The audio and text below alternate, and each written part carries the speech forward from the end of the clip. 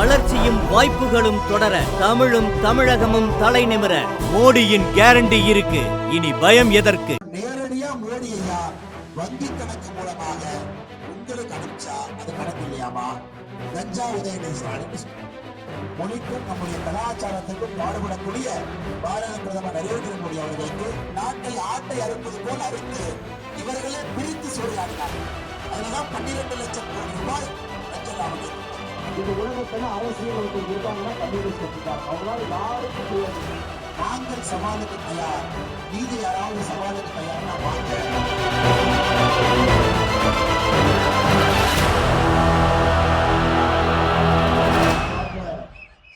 பெரியவர்களே, தாய்மார்களே, ஒரு அற்புதமான நேரத்துல நம் அனைவரும் கூட 2024 பாராளுமன்ற தேர்தலுக்காக இங்கே நின்று கொண்டிருக்கின்றோம். குறிப்பாக நம்முடைய திருப்பூர் பாராளுமன்ற தொகுதியில ஒரு மாற்றம் வந்தே தீர வேறும். அதுவும் இப்போ நடக்கணும். வளர்ச்சி எல்லா பகுதிக்கும் வர வேண்டும். பவானியில, கவுந்தப்பாடியில நம்முடைய வெற்றி வேட்பாளர் அண்ணன் ஏபி முருகானந்தம் அவர்களுக்கு ஆதரவாக நாம் எல்லோரும் கூட குழுமி இருக்கின்றோம். அன்பு சகோதர சகோதரிகள், தமிழகத்தினுடைய அரசியல் களத்தை நாம் எல்லாம் பார்த்துட்டு இருக்கிறோம் ஐயா. எல்லோரும் பார்த்து கொண்டிருக்கின்றோம். ஆனா யார் என்ன பேசினாலும் கூட நமக்கு தெரியும் இந்த தேர்தல் நடப்பது இந்தியால பிரதம மந்திரியாக யார் வர வேண்டும் என்பதற்கான தேர்தல். 2024 பாராளுமன்றத்துல யார் ஆட்சி செய்ய வேண்டும், யார் வர வேண்டும், அதன் மூலமாக இந்திய மக்களுக்கு யார் நல்லது செய்ய வேண்டும் என்பதற்காக நடக்கக்கூடிய தேர்தல். இன்னைக்கு டெல்லியை நோக்கி போற ஒரே பஸ் தானுங்க. அந்த ஒரு பஸ் மட்டும் தான் டெல்லியை நோக்கி போகுது. மிச்ச பஸ் எல்லாம் இங்கேயே சுத்திக்கிட்டு இருக்குதுங்க. அவங்க எப்ப ஸ்டார்ட் பண்ணாங்க, எங்க போறாங்கன்னு தெரியாம டிரைவர் எங்கெங்கேயோ ஓட்டிட்டு இருக்காரு.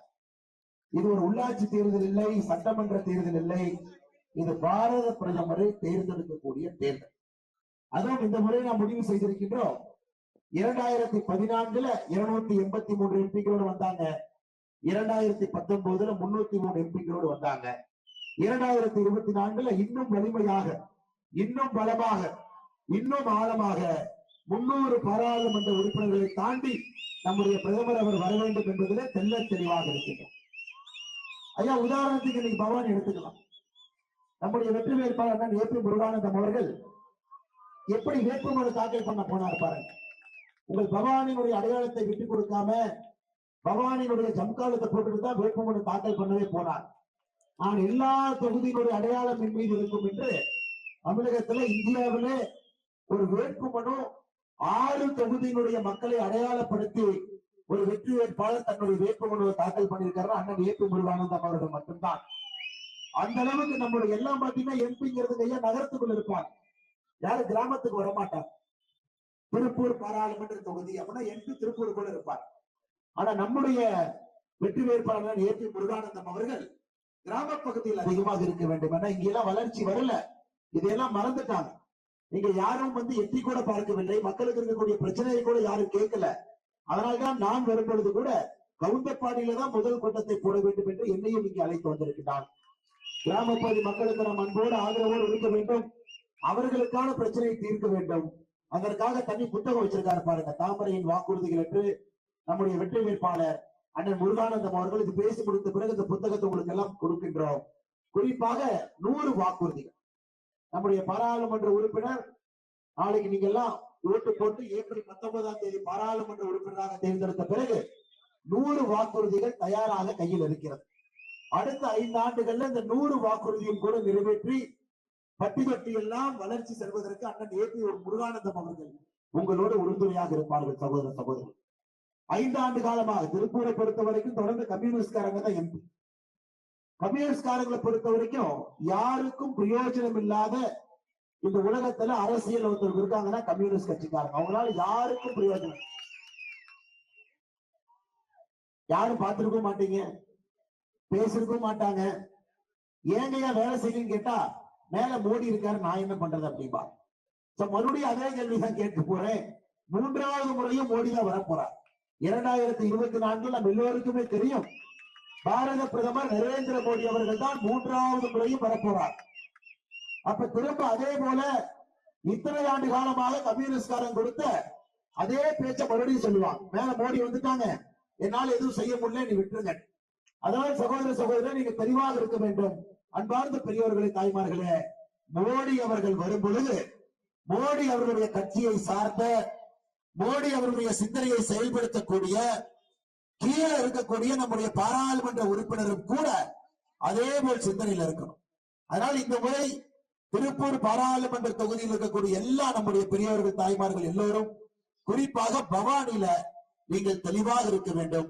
அண்ணன் ஏபி முருகானந்தம் அவர்களை வெற்றி பெற செய்து பட்டி தொட்டி எல்லாம் மோடி அவர்களுடைய நலத்திட்டங்கள் தங்குதடையின்றி வருவதற்கு அவர்களுக்கு உறுதுணையாக நீங்கள் இருக்க வேண்டும் என்று வைக்கிறேன். ஐயா, எலெக்ஷனுக்கு பாருங்க, எலெக்ஷனுக்கு இன்னும் ஒரு 13 நாள் தான் இருக்கு பிரச்சாரம் பண்றது. எனக்கு ஏபி முருகானந்தம் அவர்கள் எல்லா இடத்துக்குமே பிரச்சாரம் பண்ண முடியாது. பாரதிய ஜனதா கட்சியினுடைய தொண்டர்கள் தலைவர் என்று கொண்டிருக்கிறார்கள். நம்முடைய அற்புதமான கூட்டணி கட்சி பாட்டாளி மக்கள் கட்சி பாட்டாளிகள் எல்லாம் வந்திருக்கின்றார்கள். தலைவர்கள் தொண்டர்கள் நின்று கொண்டிருக்கின்றார்கள். அம்மா மக்கள் முன்னேற்ற கழகத்தினுடைய தலைவர்கள் தொண்டர்கள் நின்று கொண்டிருக்கின்றார்கள். அண்ணன் ஓபிஎஸ் அணியினுடைய தலைவர்கள் தொண்டர்கள் நின்று கொண்டிருக்கின்றார்கள். எல்லா கட்சி ஐஜேகே கட்சியினுடைய தலைவர்கள் தொண்டர்கள் நின்று கொண்டிருக்கின்றார்கள். அடுத்த 13 நாள் இவருக்காக பணி செய்ய வேண்டிய கட்டாயம் நமக்கு இருக்கு. எல்லா வீட்டுக்கும் நாம போகணும், எல்லா வீடுகளுக்கும் ஏறி இறங்கணும். அடுத்த 5 ஆண்டுகள் ஏபி முருகானந்தம் அவர்கள் நமக்காக வேலை செய்ய வேண்டும், சேவை செய்ய வேண்டும் என்றால் அடுத்த 15 நாட்கள் அவருக்காக நாம் வேலை செய்ய வேண்டும். அன்பார்ந்த சகோதர சகோதரர், நீங்க மறந்துடாது. நீங்க எல்லா வீட்டுக்கு ஏறி இறங்கி நீங்க சொல்லணும், மோடியே தான் வரப்போறாங்க, 400 பாராளுமன்ற உறுப்பினர்களை தாண்டி வரப்போறாங்க. அப்படி இருக்கும் பொழுது இவர் வந்தால் மட்டும்தான் நமக்கு நல்லது நடக்கும். நீங்க வீட்டுக்கு போறீங்க, மக்கள் கேட்பாங்க, என்ன செஞ்சிருக்கிறீங்க, 10 ஆண்டுகளா ஆட்சியில் இருந்திருக்கிறீங்க, மறுபடியும் 5 ஆண்டு எதற்கு? சில பேர் இப்படி கேட்பாங்க. சில பேர் வீட்டுக்கு போறோன்னு வீட்டுக்கே வராதீங்க, மோடிக்கு தான் நான் ஓட்டு போட போறோம், 10 ஆண்டுகள் மோடி, மறுபடியும் 5 ஆண்டுகள் மோடி. அவங்க என்ன கேட்டாலும் கூட நீங்க ஒரு 10 விஷயத்தை சொல்ல வேண்டும் என்பது என்னுடைய அன்பான வேண்டுகோள். 10 விஷயம் மோடி என்ன செஞ்சிருக்காரு. மோடி அவர்களை பொறுத்தவரை இந்தியாவுடைய பொருளாதாரத்தை உயர்த்தி இருக்கின்றார். இது மிக மிக முக்கியம். நம்ம எந்த அரசியல் கட்சியில் இருந்தாலும் கூட அடிப்படையில நம்ம எல்லோருமே ஒரு வேலை செய்யறோம், ஒரு தொழில் பண்றோம், ஒரு இடத்துல வேலை பார்க்கிறோம், அல்லது யாரோ 4 பேருக்கு வேலை கொடுக்கிறோம். பொருளாதாரத்தை பொறுத்தவரை 2014 மோடி அவர்கள் வந்த பொழுது உலகத்துல 11வது பெரிய நாடாக இருந்தோம் பொருளாதார அடிப்படையில். இன்னைக்கு உலகத்தினுடைய 5வது பெரிய பொருளாதார நாடாக மாறி இருக்கின்றோம். 6 படிக்கட்டுகள் உயர்ந்திருக்கின்றோம். பொருளாதாரத்துல இந்த நாடு உயர்ந்திருக்கு. நீங்க யோசிச்சு பாருங்க, இன்னைக்கு நம்மை தவிர இந்தி கூட்டணி வர்றாங்கன்னா பொருளாதாரத்துல அவர்களால் வளர்ச்சி கொடுக்க முடியுமா? நீங்க யோசிச்சு பாருங்க. பவானியுடைய பொருளாதார வளர்ச்சி அவர்களால் உறுதி செய்ய முடியுமா? கண்டிப்பா முடியாது. முதல்ல நீங்க சொல்ல வேண்டியது, மோடி வந்தால் பொருளாதாரம் உயரும், மோடி வந்தால் நாட்டினுடைய வளர்ச்சி உயரும், மோடி வந்து பொருளாதாரம் உயர்ந்தால் நிச்சயமாக எல்லா மக்களுக்கும், அடித்தட்டு மக்களுக்கும் கூட நல்லது நடக்கும். ஐயா, 2வது சமூக நீதி. இன்னைக்கு வர்றவங்க போறவங்க எல்லாம் சமூக நீதினு பேசுறாங்க. சமூக நீதிக்கு அவங்களுக்கு எந்த விதமான சம்பந்தம் இல்லை.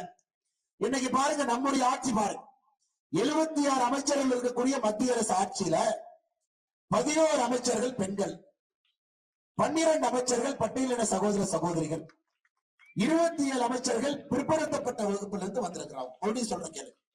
நம்முடைய மொத்தமாக இருக்கக்கூடிய 76 அமைச்சர்கள்ல 11 அமைச்சர்கள் பெண்கள், 12 அமைச்சர்கள் பட்டியலின சகோதர சகோதரிகள், 27 அமைச்சர்கள் பிற்படுத்தப்பட்ட வகுப்பிலிருந்து வந்திருப்பவர். இதே தமிழகத்தில் இருக்கக்கூடிய திராவிட முன்னேற்ற கழகத்தினுடைய ஆட்சியை பாருங்க. மொத்தம் 35 அமைச்சர்கள், 2 பெண்கள், 2 பேர் பட்டியலின சகோதர சகோதரிகள். அந்த 2 பெண்கள்லயும் ஒருத்தர் வந்து குடும்ப கோட்டா, ஃபேமிலி கோட்டா, அப்படின்னா அவங்க அப்பா எம்எல்ஏ எம்பியா இருந்திருப்பாங்க, திமுக அவங்களுக்கு கொடுத்திருக்காங்க. சகோதர சகோதரி, நன்பாக உணர்ந்து கொள்ள வேண்டும். இன்னைக்கு இந்தியால அரசியல்ல, ஆட்சியில உண்மையான சமூக நீதியை ஒரு கட்சி பின்பற்றுகிறது, ஒரு கூட்டணி பின்பற்றுகிறது என்றால் நம்முடைய தேசிய ஜனநாயக கூட்டணி, பாரதிய ஜனதா கட்சி, பாரத பிரதமர் நரேந்திர மோடி அவர்கள் என்பதை நீங்கள் மறந்துவிடக் கூடாது. 3வது மக்கள் கேட்பாங்க, ஐயா 10 ஆண்டு காலமா ஆட்சியில் இருந்திருக்கீங்க, நீங்க என்ன சாதிச்சிருக்கீங்க? ஐயா, நம்மை பொறுத்தவரை 4 ஜாதிகளைத்தான் பிரதமர் மோடி அவர்கள் நம்புகின்றார். தமிழ்நாட்டில் உங்க பண்ற ஜாதி அரசியல் இல்லைங்க ஐயா. 4 ஜாதி. முதல் ஜாதி ஏழை ஜாதி, 2வது ஜாதி பெண்கள் ஜாதி, 3வது ஜாதி இளைஞர்கள் ஜாதி, 4வது ஜாதி விவசாயிகள் ஜாதி. ஐயா, இந்த 4 ஜாதிகளுக்குத்தான் 10 ஆண்டு காலமாக நம்முடைய எல்லா திட்டங்களும் இந்த 4 மனிதர்களை நோக்கி வந்திருக்கு. இன்னைக்கு 45 லட்சம் விவசாயிகளுக்கு வருடத்திற்கு 6000 ரூபாய் கொடுக்குறோங்க ஐயா. 45 லட்சம் விவசாயிகளுக்கு நல்லா யோசிச்சு பாருங்க. ஒருத்தர் 2 பேர் இல்லைங்க. 45 லட்சம் விவசாயிகளுக்கு வருடத்திற்கு நீங்கள் 6000 ரூபாய் கொடுக்கும் பொழுது இதுவரை 30,000 ரூபாய் வங்கி கணக்கு வந்திருக்கு. எந்த விவசாய பெருமக்கள், உதாரணத்திற்கு திருப்பூர் மாவட்டத்தை எடுத்துங்க ஐயா. இந்த ஒரு மாவட்டத்தில் மட்டுமே 6000 ரூபாய் வாங்கக்கூடிய விவசாயிகள் 89,490 பேர். 1,00,000க்கு 10,000 பேர் குறைவங்க ஐயா திருப்பூர் மாவட்டத்தில் மட்டுமே. அத்தனை பேருடைய வங்கி கணக்குக்கு 6000 ரூபாய் வருஷத்துக்கு வருது. இதுவரை 15 தவணையில தவணைக்கு 2000, 30,000 ரூபாய் அவங்களுடைய வங்கி கணக்குக்கு வந்திருக்கு. விவசாய பெருமக்களை பொறுத்தவரை திட்டங்கள் பெண்களுக்கு உங்களுக்கு தெரியும், எதுவுமே சொல்லாம நம்ம செஞ்சுட்டு இருக்கிறோம் ஐயா. திமுக தன்னுடைய தேர்தல் வாக்குறுதியில நாங்க ஆட்சிக்கு வந்தால் சிலிண்டர் மானியம் 100 ரூபாய் 34 மாசம் ஆச்சுங்க. ஆனா சொல்லாம இன்னைக்கு மோடி ஐயா 300 ரூபாய் மானியம் கொடுக்குறாங்க. நல்லா யோசிச்சு பாருங்க. நாங்க ஆட்சிக்கு வந்தா பெட்ரோல் டீசல் விலையை 5 ரூபாய் 4 ரூபாய் குறைப்போம். ஆனா மோடி அவர்கள் சொல்லாம இதுவரை 3 முறை பெட்ரோல் டீசல் விலையை குறைத்திருக்கிறார்.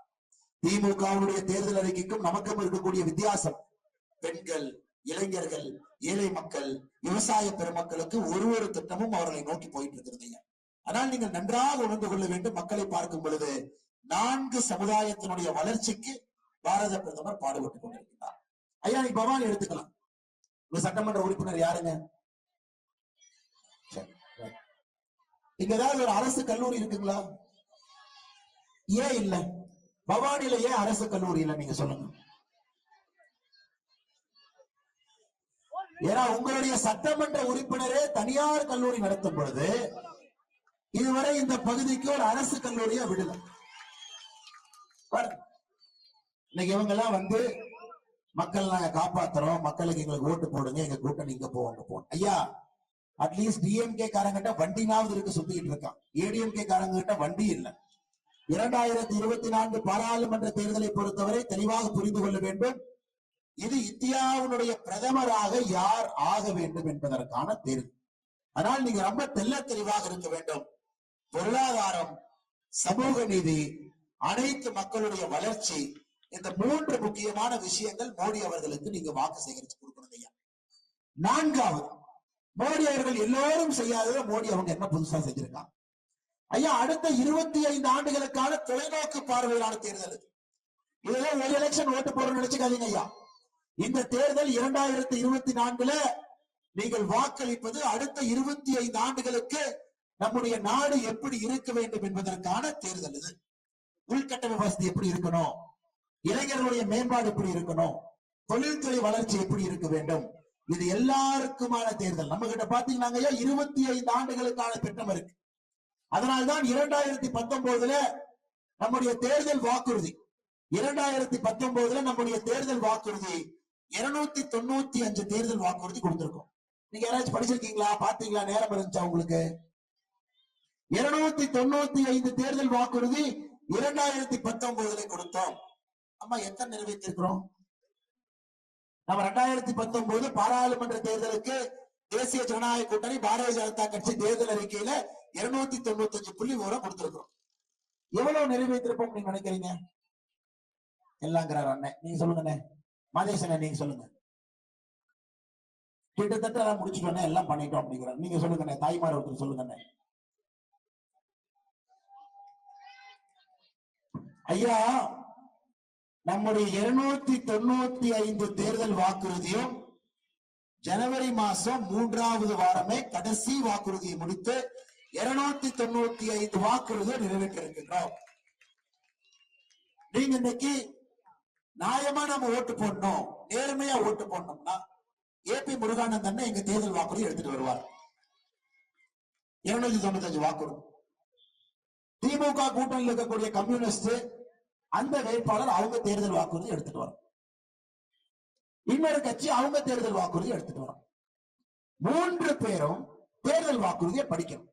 ஐயா இதானுங்க ஐயா உண்மை. ஏன்னா 2029ல இப்ப நம்ம 100 கொடுக்கிறோம். அதை செய்வோமா செய்ய மாட்டோமா அப்படிங்கறதுக்கான ஒரு விஷயம் என்னன்னா ஐயா 3 பேரும் தேர்தல் வாக்குறுதி எடுத்துக்கொண்டு வரோம். நீங்க கேளுங்க வேட்பாளர். நாங்கள் உறுதியாக சொல்லுகின்றோம், 295 தேர்தல் வாக்குறுதியும் நிறைவேற்றிவிட்டு நம்முடைய வெற்றி வேட்பாளர் அண்ணன் ஏபி முருகானந்தம் அவர்கள் உங்க முன்னால் நின்று கொண்டிருக்கின்றார். 295 நிறைவேற்றியாச்சு. 295. நான் திராவிட முன்னேற்ற கழகத்தினுடைய நண்பர்களுக்கு 2 மாதமாக சொல்லிக் கொண்டிருக்கின்றேன். நாங்கள் சவாலுக்கு தயார். நீங்க யாராவது சவாலுக்கு தயார்னா வாங்க, தேர்தல் வாக்குறுதியை மக்கள் மன்றத்தில் வைப்போம். அந்த அளவுக்கு நம்முடைய ஆட்சி இந்த 10 ஆண்டு காலமாக இருக்கிறது சகோதர சகோதரிகளே. அதை நீங்க மறந்துடக்கூடாது. அடுத்து நீங்க திராவிட முன்னேற்ற கழகம் பாருங்க. நாம் இன்னைக்கு தொழில் வளர்ச்சிக்காக நின்று கொண்டிருக்கின்றோம். தொழில் வளர்ச்சி, எல்லா மக்களும் வளரணும், தொழிற்சாலைகள் வர வேண்டும், எல்லா இடத்திலும் கூட வேலை வாய்ப்பை உருவாக்க வேண்டும். இது நம்முடைய அடிப்படை திட்டம். ஆனா திராவிட முன்னேற்ற கழகத்தை பொறுத்தவரை வளர்ச்சி என்பது கோபாலபுர குடும்பம் வளர்ந்தால் மட்டும் வளர்ச்சி நினைக்கிறான். ஐயா, உங்களுக்கு தெரியும், வளர்ச்சியும் வீக்கமும் பாக்குறதுக்கு ஒன்னாதான் இருக்கும். நமக்கு வளர்ச்சி வேண்டும், வீக்கம் வேண்டாம். திராவிட முன்னேற்ற கழகத்தினுடைய 33 மாத கால ஆட்சி என்பது அது வீக்கமோ தவிர வளர்ச்சி இல்ல. வீக்கம்னா கட்டிங்க ஐயா, அதை கட் பண்ணி எரிஞ்சிடும். இவர்கள் கோபாலபுர குடும்பம் மட்டும் வளர்ந்தால் அது வளர்ச்சி என்று நினைக்கின்றார்கள். புற்றுநோயை போல, கேன்சரை போல திராவிட முன்னேற்ற கழகம் வந்த பிறகு 33 மாதத்துல எல்லா பக்கம் இந்த கொடூரம் பரவி கிடக்கு. லஞ்ச லாவண்யம் இல்லாம ஒரு வேலை நடக்காதுங்க. கமிஷன் இல்லாம வேலை நடக்காது.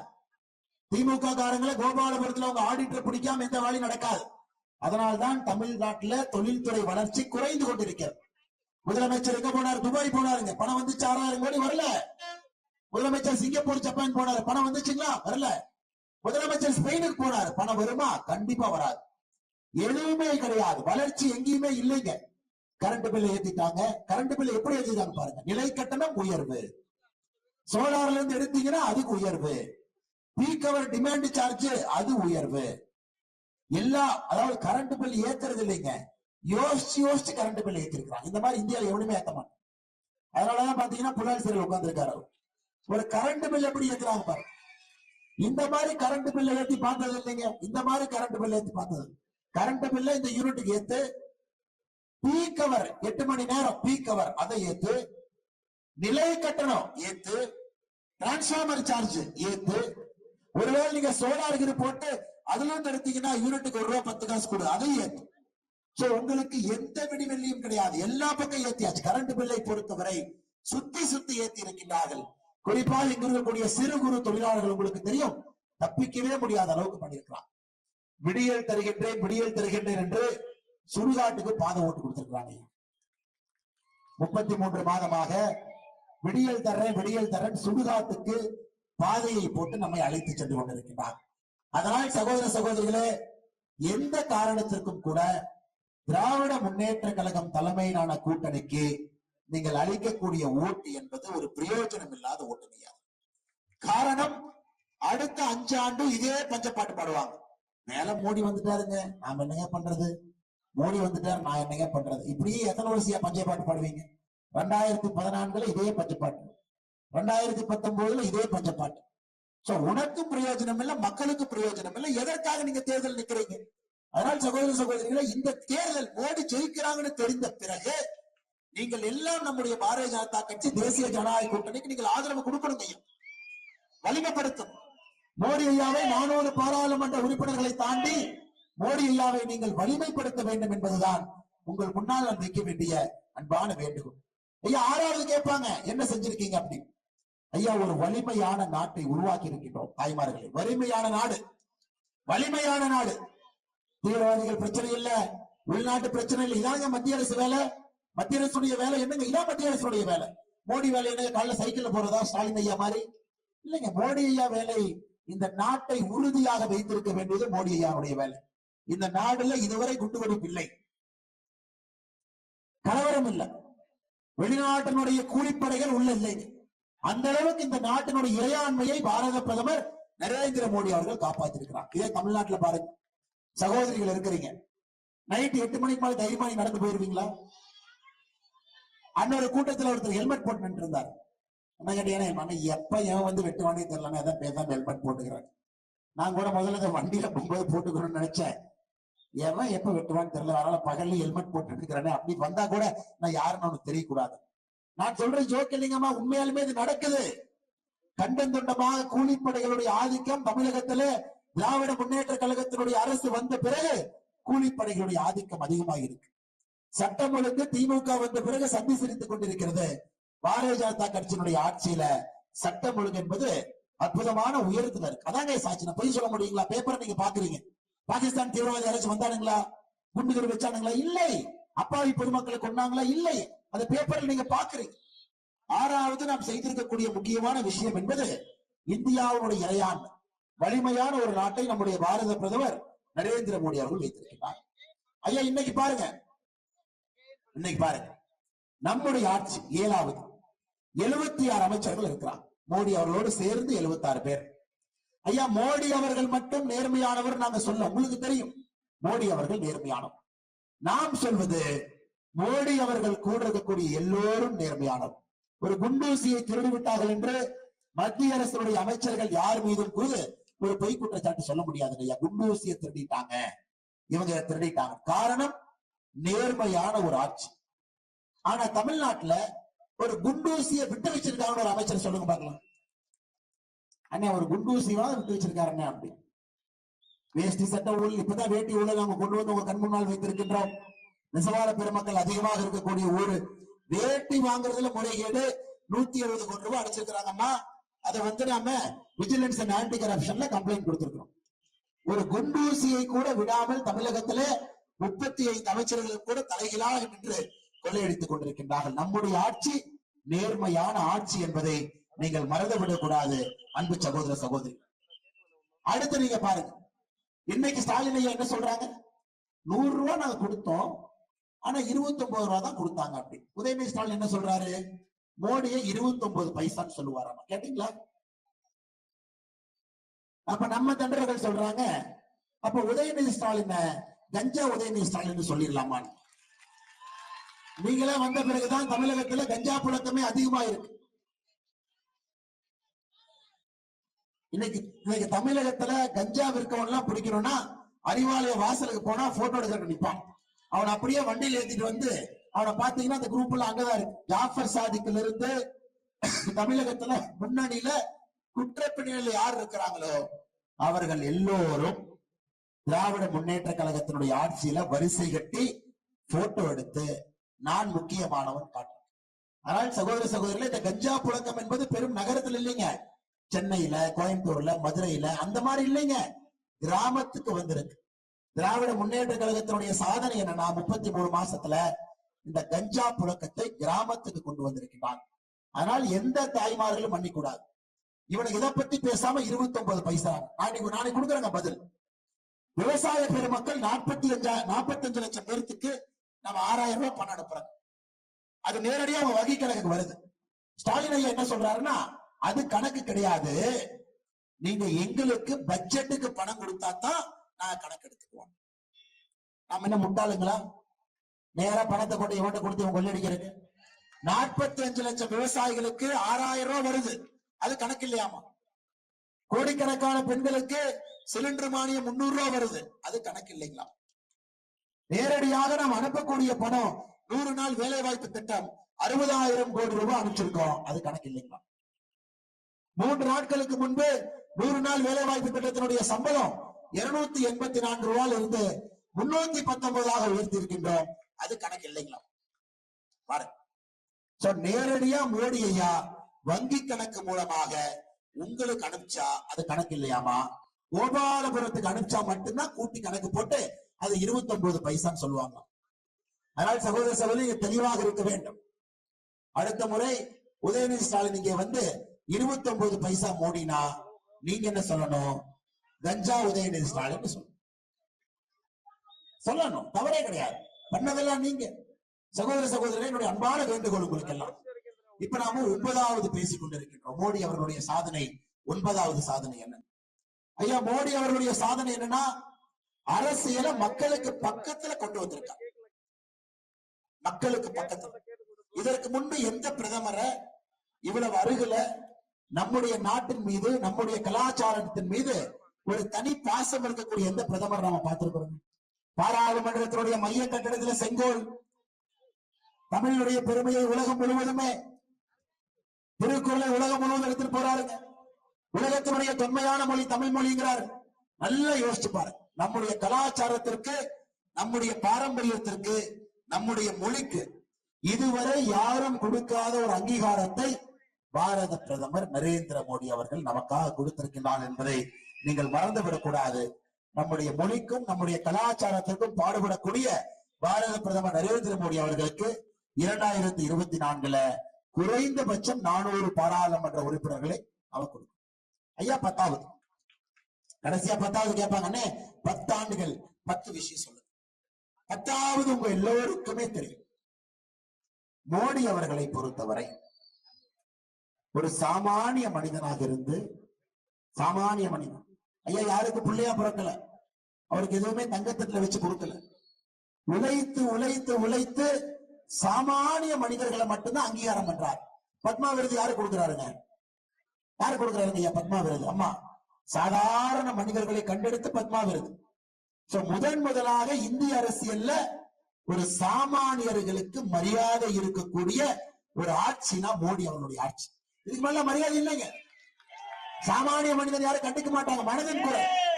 மனிதன் குரல்ல சாமானிய மனிதர்களை பத்தி பேசிட்டு இருக்காரு. இவங்க இதை பண்ணாங்க, இவங்க இதை பண்ணாங்க, இந்த ஊர்ல இருக்கிறாங்க. அதனால் நாம் எல்லாம் சாமானிய மனிதர்கள். சாமானிய மனிதர்களை கௌரவப்படுத்தக்கூடிய நரேந்திர மோடி அவர்களுக்கு சாமானிய மனிதர்களுடைய வாக்கு இருக்க வேண்டும். சகோதர சகோதரி, சாமானிய மனிதர்கள் இப்பதான் மரியாதை. இந்திய அரசியல் இதுக்கு முன்னாடி மரியாதை இல்லைங்க. ஒரு குடும்பத்திலிருந்து வந்தாங்க, அவங்களுக்குள்ள சுத்திக்கிட்டு இருந்தாங்க. ஒரு விருது கொடுப்பதிலிருந்து, கௌரவம் செய்வதிலிருந்து சாமானிய மனிதர்களுக்கு மரியாதை கொடுக்கக்கூடிய பாரத பிரதமர் நரேந்திர மோடி எங்கே? இந்தி கூட்டணியில் இத்தனை பேர் நிக்கிறாங்க. பிரதம மந்திரி வேட்பாளர் யாருன்னு தெரியாது. நாங்க ஒரு வீடியோ போட்ட, நீங்களா பாத்தீங்களா? ஒரு 10 பேர் பொண்ணு பார்க்க போறாங்க. பொண்ணு இருக்கிறாங்க. ஒரு பொண்ணோட அப்பா என்ன நினைப்பாங்க? மாப்பிள்ளை தரமா இருக்கிறாங்களா, நல்ல மாப்பிள்ளையா, இந்த மாப்பிள்ளையை நம்பி நம்ம பொண்ணை கல்யாணம் பண்ணி கொடுத்தா நம்ம பொண்ணை நல்லா பாத்துக்குவாங்களா, இந்த பொண்ணு நல்ல வீட்டுல போய் நல்லா வாழுவாங்களா, இதான் பாப்பாங்க. பொண்ணோட அப்பா கேட்கிறாங்க, அண்ணா இத்தனை பேர் வந்திருக்கிறீங்க, மாப்பிள்ளை யாருன்னு. அரவிந்த் கெஜ்ரிவால் சொல்றாரு, நான் இப்பதாங்க புதுசா வந்திருக்கேன், நான் தாங்க புது மாப்பிள்ளை. ராகுல் காந்தி சொல்றாரு, ஏங்க 15 வருஷமா மாப்பிள்ளையா இருக்கிறதுக்கு முயற்சி பண்ணிட்டே இருக்கிறேன், நான் தான் மாப்பிள்ளை. லல்லு பிரசாத் யாதவ் பையன் சொல்றான், இல்லைங்க நானும் மாப்பிள்ளை தான். லல்லு பிரசாத் யாதவ் சொல்றாரு, நான் மாப்பிள்ளையா இருக்கும் போது நீ எங்கேயா வந்தேன்? ஆனால் சகோதர சகோதரிகளே, அவங்க கிட்ட பிரதம மந்திரி வேட்பாளரே இல்லை. பிரதம மந்திரி வேட்பாளரே இல்லை. பிரதம மந்திரி வேட்பாளர் இல்லாம நாட்டை எப்படி ஒப்படைப்பீங்க? எல்லாம் உட்காந்து ஒரு ஆட்டை அறுக்கிற மாதிரி அறுத்துக்குவாங்களா? இந்த மாநிலத்தை நீ வச்சுக்க, இந்த துறையை நீ வச்சுக்க, இவ்வளவு பணத்தை நீ கொள்ளையடிச்சுக்க. அது 2004 இருந்து 14 வரை இதுதாங்க ஐயா நடந்தது. இந்த நாட்டை ஆட்டை அறுப்பது போல் அறுத்து இவர்களே பிரித்து சூறையாடினார்கள். அதுலதான் 12 லட்சம் கோடி ரூபாய் லஞ்ச லாவணியத்தை பார்த்து 12 லட்சம் கோடி ரூபாய் காங்கிரஸ் கடைசி 10 ஆண்டு 2004 இருந்து 14 வரை அவர்களுடைய லஞ்ச ஊழல் 12 லட்சம் கோடி ரூபாய். அதனால்தான் அன்பு சகோதர சகோதரிகளே, நீங்கள் தெளிவாக இருக்க வேண்டும். இது இந்தியாவை யார் ஆள வேண்டும் என்பதற்கான அரசியல். நீங்கள் போடக்கூடிய ஒரு ஓட்டும் கூட பாரத பிரதமரை வலுப்படுத்தக்கூடிய வாக்காக இருக்க வேண்டும். வேற யாருக்கு நம்ம ஓட்டு போட்டா கூடங்க அதுல 1 ரூபாய் நமக்கு பிரயோஜனம் கிடையாது. அதனால அன்பு சகோதர சகோதரிகளே, உங்களிடம் நான் வைக்கக்கூடிய அன்பான வேண்டுகோள், நீங்க இந்த முறை ஏப்ரல் 19ஆம் தேதி எல்லோரும் தாமரை சின்னத்திற்கு வாக்களிக்கணும், அனைவரும். காரணம் ஐயா, அடுத்த தலைமுறைக்கான தேர்தல் அது. அடுத்த தலைமுறைக்கான தேர்தல், குழந்தைகளுக்கான தேர்தல். உங்க குழந்தை அடுத்த 25 ஆண்டுகள் எப்படி இருக்க வேண்டும் என்று இந்த தேர்தல் முடிவு செய்யும். நீங்க யாருக்கு ஓட்டு போட்டாலும் பிரயோஜனம் இல்லை.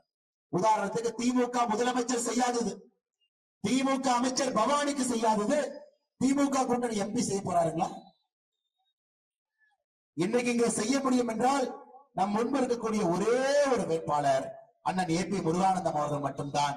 அவரை நீங்கள் வெற்றி பெற செய்ய வேண்டும் என்று பணிவன்போடு கேட்டுக்கொள்கின்றேன். அதே நேரத்துல இங்க இருக்கக்கூடிய எல்லா தலைவர்களுக்கும் கூட நான் நன்றி சொல்ல வேண்டிய நேரம் வந்திருக்கிறது. முதல் முக்கியத்துவம் நம்முடைய கூட்டணி கட்சியினுடைய அன்பு தொண்டர்கள், தலைவர்கள் நமக்காக களத்தில் இறங்கி கடுமையாக பாடுபட்டுக் கொண்டிருக்கின்றார்கள். பாட்டாளிகளாக களத்தில் இருக்கக்கூடிய பாட்டாளி மக்கள் கட்சியினுடைய மாவட்ட செயலாளர் அண்ணன் கிருஷ்ணமூர்த்தி அவர்களுக்கு, தொகுதி பொறுப்பாளர் லோகநாதன் அண்ணன் கோவிந்தசாமி அவர்களுக்கு எங்களுடைய நெஞ்சார்ந்த நன்றிகளை தெரிவித்துக் கொள்கின்றேன். அம்மா மக்கள் முன்னேற்ற கழகம் மாவட்ட செயலாளர் சதாசிவமூர்த்தி அவர்கள், தொகுதி பொறுப்பாளர் மகாலிங்கம் அவர்கள், பார்த்திபன் அவர்கள் நன்றி தெரிவித்துக் கொள்கின்றோம். நம்முடைய டாக்டர் ஐயாவுக்கு பெரிய கனவுங்க, மிகப்பெரிய கனவு. அவருடைய கனவு குடியில்லாத ஒரு சமுதாயத்தை உருவாக்க வேண்டும் என்று எனக்கு தேசிய ஜனநாயக கூட்டணியில டாக்டர் ஐயா மோடி ஐயாவோடு இணைந்திருக்கின்றார். அப்படிப்பட்ட சமுதாயத்தை முழுமையாக நம் கூட்டணியால் உருவாக்க முடியும் என்று டாக்டர் ஐயா பெரியய்யா நினைக்கிறாங்க. நிச்சயமாக இணைந்து நாம் அதை செயல்படுத்தி காட்டுவோம். நம்முடைய கூட்டணி என்பது 2026 ஆட்சி மாற்றத்திற்கான கூட்டணிங்க ஐயா. 2024 ஆரம்பிச்சு அதுவரை போறோம். அதே போல அண்ணன் டிடிவி தினகரன் அவர்கள் முழுமையாக தன்னுடைய ஆதரவோடு களத்தில் இருக்கின்றார்கள். அவருக்கும் நன்றி தெரிவித்து ஓபிஎஸ் அணி, அனைத்து இந்திய அண்ணா திராவிட முன்னேற்ற கழகத்தினுடைய தொண்டர்கள் உரிமை மீட்பு குழு அதனுடைய மாவட்ட செயலராக இருக்கக்கூடிய கோவிந்தன் அவர்களுக்கு இந்த நேரத்தில் நன்றி கலந்த தொண்டர்களுக்கும் வாழ்த்துக்களை வணக்கங்களை தெரிவித்து தமிழக மக்கள் முன்னேற்ற கழகத்தினுடைய மாவட்ட செயலாளர் மயில்துரை அவர்கள், தொகுதி பொறுப்பாளர் துரைசாமி அவர்கள், சின்னசாமி அவர்கள், சுப்புலட்சுமி அவர்களுக்கு நன்றிகளை தெரிவித்து புதிய நீதி கட்சியினுடைய மாநில நிர்வாகி அருள் ஜோதி அவர்களுக்கு வணக்கத்தை நன்றிகளை தெரிவித்து நம்முடைய பாரதிய ஜனதா கட்சியுடைய கடுமையான உழைப்பாளிகள் இங்கே நின்று கொண்டிருக்கின்றேன். பாராளுமன்றத்தினுடைய அமைப்பாளர் செந்தில்வேல் அவர்கள், இணை அமைப்பாளர் விஜயகுமார் அவர்கள், பாராளுமன்றத்தினுடைய பொறுப்பாளர் அண்ணன் கனக சபாபதி அவர்கள், முன்னாள் சட்டமன்ற உறுப்பினர் அண்ணன் வி கே சின்னசாமி அவர்கள், ஈரோடு வடக்கு மாவட்டத்தினுடைய தலைவி அக்கா கலைவாணி விஜயகுமார் அவர்கள், ஈரோடு தெற்கு மாவட்டத்தினுடைய தலைவர் அருமை சகோதரர் வேதானந்தம் அவர்கள், சட்டமன்றத்துடைய அமைப்பாளர் சித்திவிநாயகம் அவர்கள், இணை அமைப்பாளர் வித்யா ரமேஷ் அவர்கள், பொறுப்பாளர் உத்தரசாமி அவர்கள், மாவட்ட செயற்குழு மூத்த நிர்வாகியாக இருக்கக்கூடிய ஜீவானந்தம் அவர்கள், துணைத் தலைவர் மனோகர் அவர்கள், செயலாளர்கள் கண்ணன் பழனிசாமி அவர்கள், பொருளாளர் மாணிக்கம் அவர்கள், நம்முடைய ஆற்றல் மிகுந்த கடுமையாக பணி செய்யக்கூடிய ஒன்றிய தலைவர்கள் பவானி நகர் நந்தகுமார் அவர்கள், பவானி வடக்கு தனக்கோடி அவர்கள், பவானி தெற்கு துரைசாமி அவர்கள், அம்மாப்பேட்டை கிழக்கு மகாலிங்கம் அவர்கள், அம்மாப்பேட்டை மேற்கு ஈஸ்வரன் அவர்கள், இந்த பகுதியினுடைய சமூக சேவகர், காலம் சென்ற பெரியவர், நமது மூத்த முன்னோடி ஐயா சலங்கப்பாளையம் சுப்பிரமணியம் அவர்கள் சில நாட்களுக்கு முன்பு இருநடி சேர்ந்திருக்கின்றார்.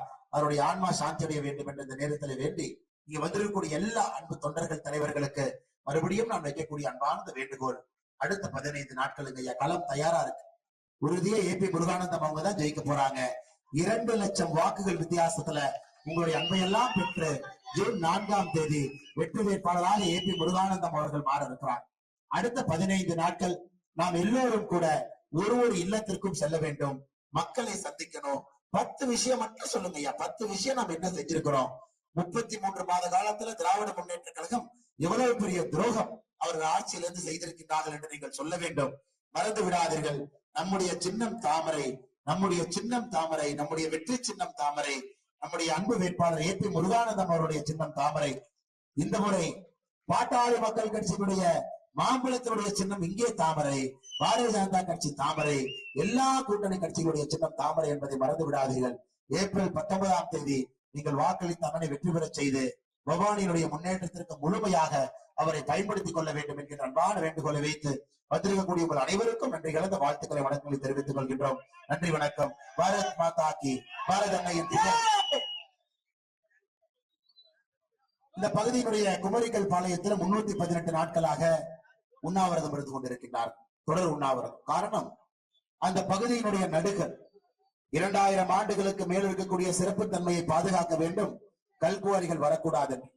அந்த பகுதிக்கு சமீபத்தில் நம்முடைய அண்ணன் ஏபி முருகானந்தம் அவர்கள் சென்று மத்திய அரசு கிட்ட பேசி தொல்லியல் துறையிலிருந்து வந்து ஒரு ஆய்வு நடந்து முடிந்திருக்கிறது. அதனால் இந்த பகுதியில குமரிக்கல் பாளையத்துல 318 நாட்களாக உண்ணாவிரதம் இருக்கக்கூடிய அன்பு நண்பர்களுக்கு சொல்லுகின்றோம், அண்ணன் ஏபி முருகானந்தம் அவர்கள் அதை பாதுகாக்கப்பட்ட பகுதியாக நிச்சயமாக அறிவித்து உங்கள் ஊரினுடைய அந்த பழமையை நாங்கள் காப்பாற்றுவோம் என்றும் இந்த மண்ணிற்கு வந்து உங்களுக்கு வாக்குறுதி அளிக்கின்றோம். அண்ணனுடைய 100 வாக்குறுதிகள் இங்க இருக்கு. 100 வாக்குறுதி, தாமரையின் வாக்குறுதி அப்படி பிடிங்கன்னா தாமரையின் வாக்குறுதி பாருங்க, 100 வாக்குறுதி. அதாவது நம்முடைய பாராளுமன்ற வேட்பாளராக இருக்கக்கூடிய வெற்றி வேட்பாளர் ஏபி முருகானந்தம் அவர்கள் திருப்பூர் பாராளுமன்ற தொகுதிக்கு கொடுத்திருக்கக்கூடிய 100 வாக்குறுதிகள் இதில் இருக்கு. இந்த 100ஐயும் அவர் செயல்படுத்தி காட்டுவார். அன்பு சகோதர சகோதரிகளே, உங்கள் அன்பையும் ஆதரவையும் வெற்றி வேட்பாளர் அண்ணன் ஏபி முருகானந்தம் அவர்களுக்கு நீங்கள் அளிக்க வேண்டும் என்று அன்போடு கேட்டுக்கொள்கின்றோம். நன்றி, வணக்கம்.